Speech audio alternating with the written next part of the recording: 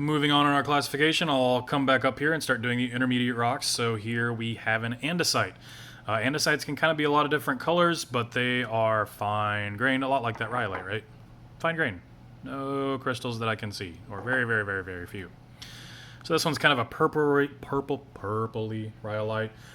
You can have green rhyolites. You can have kind of, I don't know, all sorts of colors of rhyolites, but they're not quite, you know, like a black or a really dark green basalt yet. So that's rhyolite. The chemistry of it, you've got some elements and minerals in here that are a little bit heavier, a little bit more mafic.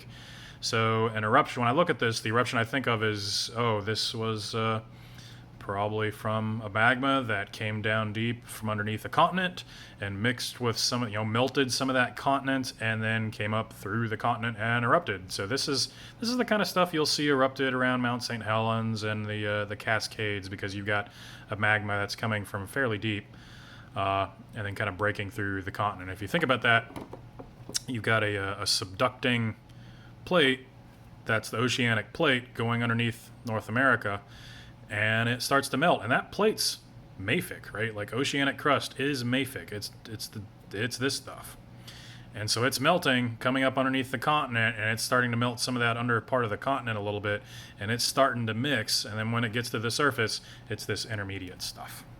So when I look at this rock, that's the story it's sort of telling me.